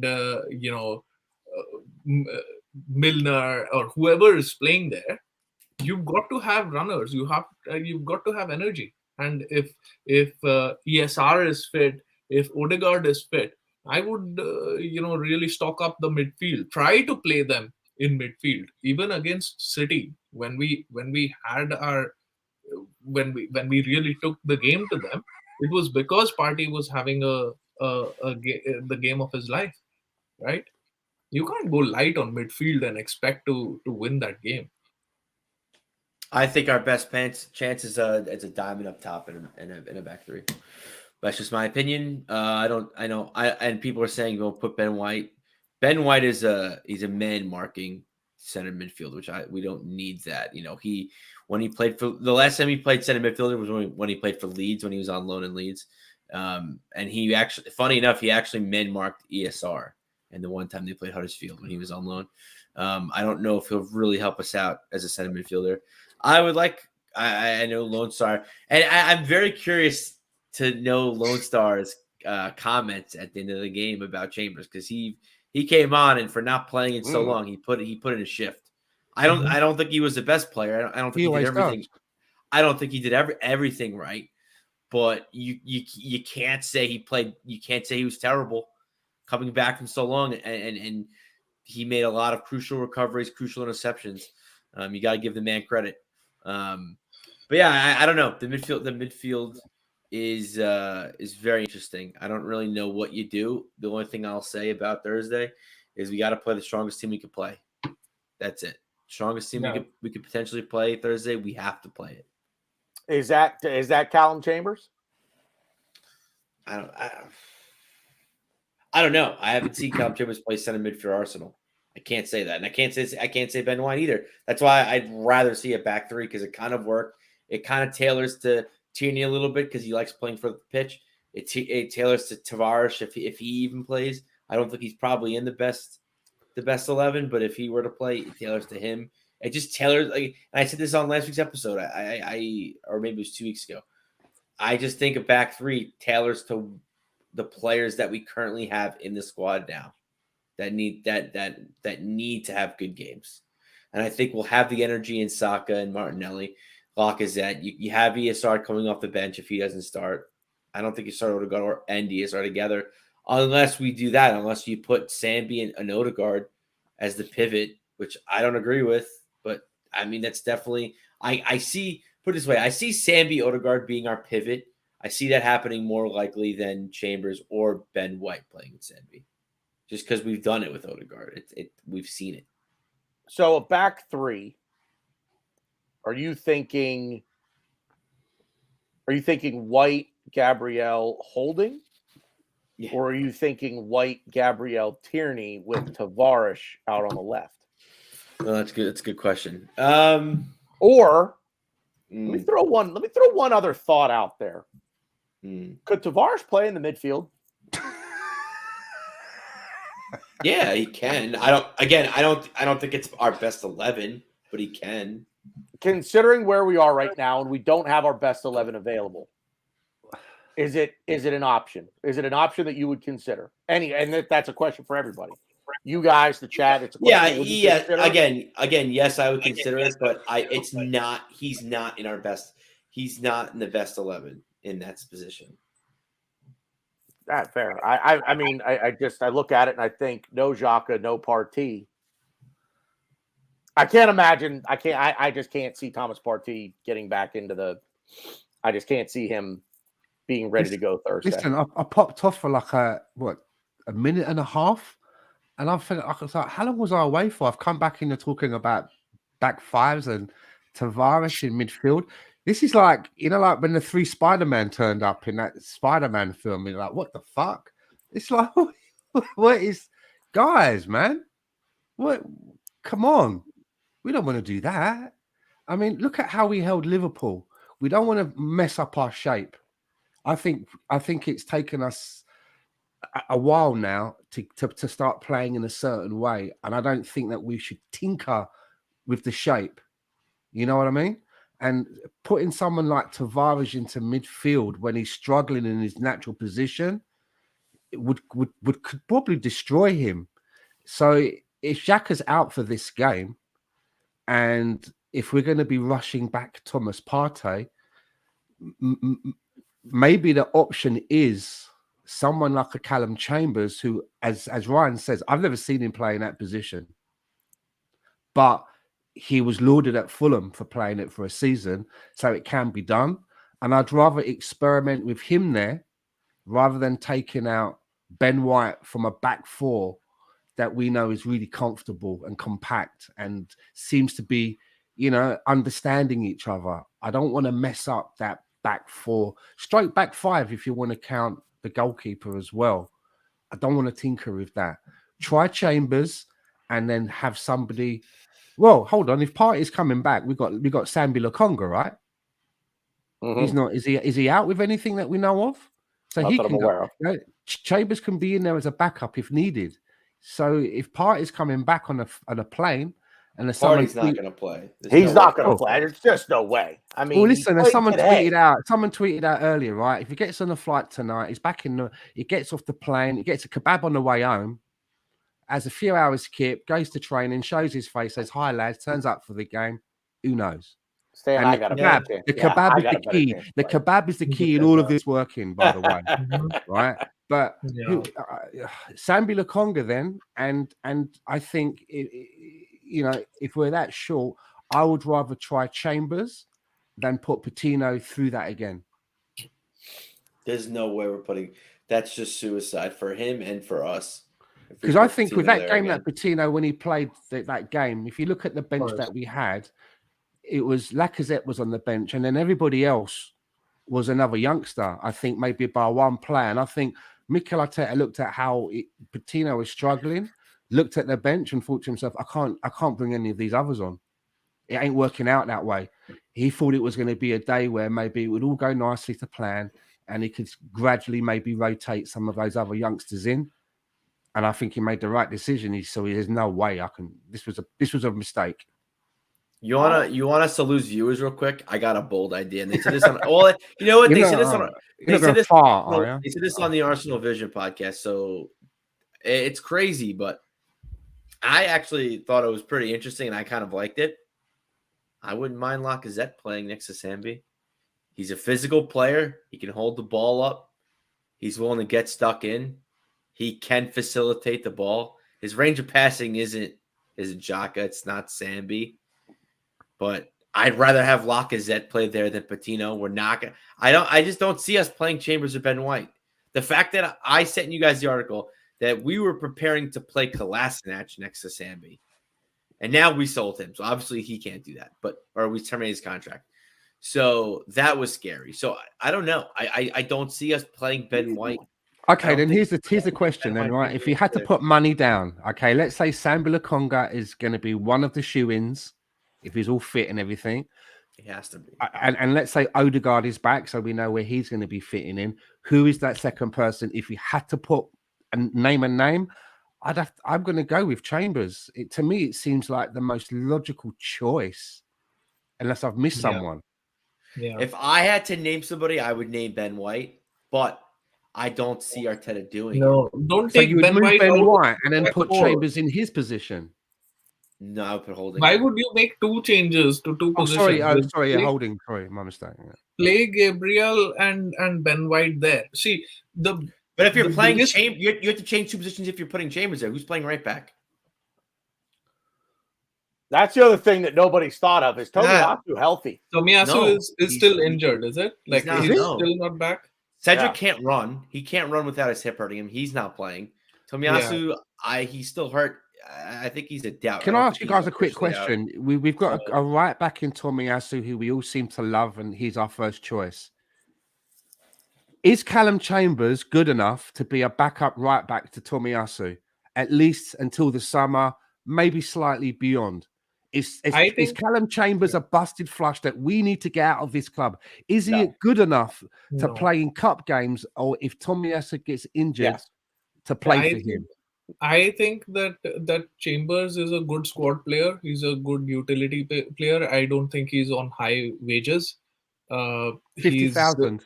50,000, nothing, right? And he's solid generally. You know, he doesn't have creativity or he doesn't have the pace, but defensively he's solid. Anyways, from the right hand side, we tend to tuck in and create three center backs. Even when we are playing with Tomiyasu, Tomiyasu is not our attacking outlet, so that's a role that Chambers can do. And Chambers has the can be used in different positions, like the defensive midfielder, right? Like if I were to choose, and Holding's done well in the last two games, right? Like because he's been thrown in early into the City game. He came in, did really well, and this game he had to come on early. He was the first sub, right? But if I was to choose between him and Chambers, I would think that Chambers is the way to go because of the utility that he brings. So I don't think he's a necessity. But of course, if we want to compete in the league and the Champions League, etc., then you've got to upgrade from that. You know, a player like Lamptey or someone like that would be great, right? Who can push Tomiyasu as well. I really wish like I watched the game with Lone Star. I'm very curious what he thought of. I thought Chambers was Chambers was good for us. Yeah, Some people so say crazy. that he's part of the dead wood. I don't see him as part of the dead wood. I don't see I him as still part of the think dead that there's a wood. place for him in our squad. But And then the one thing I will say to Suresh, I hate when people bring up the first three games of the season. And I hate saying, "Oh, you can't write off games of the season." We played Man City, We played Chelsea, and we played a Brentford team that, to me, if we're gonna talk about postponing games, we should have that Brentford game for us should have been postponed, not this North London derby. So you can't hold any stock into those 3 games. We were a fucking shit show. We were a mess. I think Chambers is a perfect spot player, and I think that, to me, he has to play right back for us because we don't have any options. And to answer your question earlier about, do we think he should be? Is he a squad player? I think he is, but Arteta obviously doesn't, because Cedric is ahead of him in the pecking order. Crazy. So I'm very confused about that, because Cedric has not been good. He's good in the attacking sense, kind of, but he's just in my opinion, he's very one-dimensional. Yeah, he's got a good cross on him, to me, in my opinion. Yeah, I just don't get it. And I looked, and again, we were looking at the wages, our wage bill. Cedric's kind of on high wages. I'd rather just get rid of him. And Chambers is more of a carbon copy to Tomiyasu than Cedric is anyway. Yep. I don't need a score, but do we go through? We playing for the League Cup against Chelsea, or is it Chelsea Liverpool? Rowan? Cedric, 75 grand. I want to say that we're going to win 2-1 in extra time. Ryan? It depends. I can't make a prediction when I have no fucking clue who's even gonna play. I don't even know who's available. Yeah, I really don't know. We could see Tomiyasu starting for us. I don't know. I'm pretty sure he's a doubt, but I haven't heard anything, so I don't know. But I mean, if we play anything like we did last Thursday, then we should advance. But then again, if you look back, and the one thing I'll give or take away some credit for us in that game on Thursday, Liverpool missed a lot of chances that, like Rowan said, the Minamino. I mean, that was insane. Oxlade-Chamberlain had a few where I'm like, really, dude? You still an Arsenal supporter? Okay, I appreciate you. So they had a lot of chances that they just flubbed. And Ben White's reaction to Minamino's miss was quite amusing. Yes. But yeah, no, I do. I think if we bring the ruckus. Oh, and what did you guys make of that picture of Jurgen Klopp fucking cuddling up with fucking Saka? I didn't like that. He was proper hugging him up after the game. Didn't like that. Jose Mourinho did that all the time. But if you look at it though, he's hugging him up, and if you look at Saka, he looks like, when someone comes over to you and you know that they've stepped in shit, and you can smell it, and you're trying to get away from them, and you got that kind of. He doesn't look happy, but there you go. Yeah. So prediction, Ryan. Grooming. Just win or lose. I don't need a score, win or lose. Sure, win because Stan. You know what? I if the players feel how I feel about Liverpool at the moment, and growing up as a kid, Liverpool was one of them teams that I never really had a beef with, and they were a team that I quite liked their history and some of their players, that I quite liked, but over the last few years, they just fucking bore my piss now. Do you know what I mean? And I really hope that the Arsenal players feel the way that I kind of feel about them at the moment. They're fucking about. And when Klopp first came to Liverpool, he seemed like a nice cuddly guy that you would mind going for a beer with, and you'd thought, you would be a good guy to be at Arsenal. He seems to be the right kind of attitude. He's a fucking wanker. He really is. He's like that fucking neighbour that as soon as you turn the music up on a Saturday night, he's banging on your door at 7:00 saying, "Turn it down, man, you old bastard." So I really hope that the Arsenal team feel how I feel about the Liverpool players and go out there and give it to them.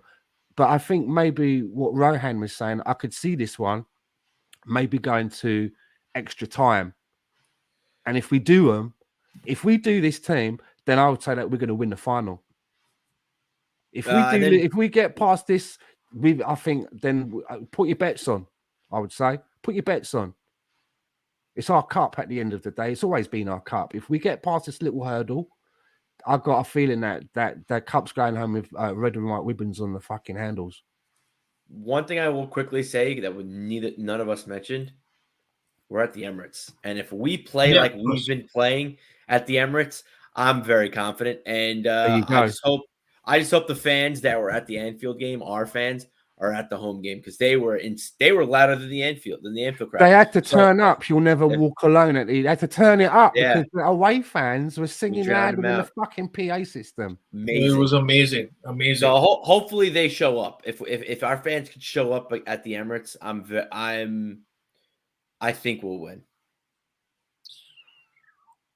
All right, good enough. No, not going to happen. I think we're going to get battered. That's fine. 3-0. That's brought the fucking tone down, isn't it? I knew if anybody in the chat, if anyone in the chat didn't see this coming, you're idiots, and you should just never watch the show again. I knew that was coming. He was gonna say something really stupid to try to get one of us to move. It's okay. It's stupid. If it happens, then why? Wait. congratulations. Why is my wait? Why is my? I just don't agree with it. That's fine. You don't have to. It's a stupid comment. It's fine. Why is it a stupid comment? I just think it's my opinion is that it was a stupid thing that you said. That's fine. Though. It's just what I just don't see us winning the game. Okay, fair. Given everything that happened last Thursday, I just don't think we're going to win the game. Okay. Why is that stupid? Why is it stupid for me to think that? Yeah. No, it's fine. That kind of pissed me off. I'm going to be honest with you. That kind of pissed me off. That's fine. It's kind of not fine. Okay. I didn't agree with your opinion, but it's I fine. like It's fine for me. It's not fine for you. What do you mean? What do you I mean? just knew it was Your coming. opinion is your opinion. I knew it was coming. Okay, I said it is. It's your opinion. That's fine. And my opinion is to think that your opinion is stupid. That's okay. That's okay. Lone Star says Arsenal need to be like Stan's Dutch taxman, relentless. They fucking are, mate. Telling you. Wow. Anyway, all right. That took a that took a turn for the worse. So yeah, right. I know. I wasn't the one that said that we were going to lose 3-0. It's like shit out of the chat. We are on the way up, man. We have to win this. We're at the Emirates. This whole turnaround where we are playing the second leg now and all of that. What? It's such a baby. All right. Stan, shout the chat. Let's get that. Stan, do your thing. Yeah, man. Big up to everyone that came in tonight. Saw a couple of new faces that are coming in probably via the same old Arsenal stream. Shady was in there. Renat was in there. BX Gunner 81 all the way in from Texas. Lone Star Londoner. I'm not going to forget you, of course. La African Gooner. Nice one. Didn't see you creeping in there. If that's the La African Gooner that I think it is, I like that Twitter, man, with your football skills when you hit it into the goal. Shady from Amsterdam. I think Maxwell was also in there from Jamaica. Football with Brownie. Your Sentiment FC. Loves Arsenal, hate Kroenke. Arsene Wenger was in there. Thanks for popping in. Mike from the Gooners podcast. Listen, guys, thanks for popping in. Do us a favour on your way out, though, right? Don't be a freeloader. Just hit up the likes because it does help the channel. Thanks for popping in, and we will see you all next Tuesday. And I don't know how this is actually going to end, right? Because to end this, right, we need the bearded one. So he's probably behind the scenes. The one thing I will say is, I hope he's not. No one tell them this, but I'm on Mike's side. I'm actually going to bet us to lose 3-0. So because it's going to happen. So I'm going to win some money. So it'll be fine. Everything will be okay. So? Really? He could. No, we're not going to lose. If we could. It's possible. Anything could happen. So, but I know I'm going to look like a fucking idiot. Listen, you know what? I just got so I'm going to bet the money and win money. But I just got this feeling that everyone is so like treating us like the pantomime villain at the moment. We're like fucking Dick Dastardly at the wacky races with the fucking long moustache and Muttley. And I fucking love it. I love it, man. And I just think that we're going to fucking upset people. And I really hope that the Arsenal players, like, they think about this how I'm thinking, and they just want to stuff it up them. That, you know, they're not thinking like, oh, it's Liverpool. We've got to roll over because it's Liverpool. No. And that's what the majority of these teams, right? When they play Man City and they play Liverpool, they go into those matches and they lost before they come out the fucking tunnel. They write that shit off. Our injury worries and whatever other squad worries notwithstanding, morale wise, there's no other time that you'd want to play Liverpool, right? Like this is the time to play them. We're playing at home. We have the confidence. We've got a great result against them at Anfield. I would have taken when we got the red card, I would have taken a 1-0 at that stage, right? Yeah. And come here. We should already be thinking that we are a goal up because of that, right? Or a goal down, maybe. Play with that attitude that you're a goal down because of that, or something. And like Klopp's kind of turning into Kevin Keegan. Do you remember, like when he was like, do you know what I mean? And I love it. I'd love it if we go up there and we beat them. I'd love it. He's kind of looking a little bit like that, and that's the time. That's the time to pounce. This is the time. Without Mane and Salah, come on, we can do it.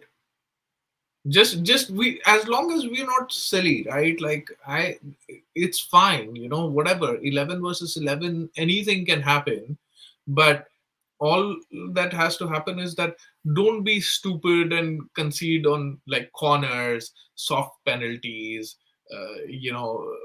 try too much playing out from the back and getting caught, which Ramsdale almost did in that game. Things like that shouldn't happen. And then we give us a chance already, right? Yeah, that's what's needed. But we're gonna watch this like what? What's happening here? I don't know. All right, everybody. That's Sorry it. about that. Sorry. I got a message for work tomorrow that I had to answer. So yeah, I suppose that's probably it then. Really, I don't know where Tanner went. 20-1 odds. Liverpool beat Arsenal 3-0. I might throw a $5 on there. See what happens. So at least if I look like an idiot, I'll have some money in my pocket. So it's like, yeah, fine. I look like an idiot. It's okay. But yeah, good show tonight, guys. We're out. See you all next week. Later. That's fun. Bye.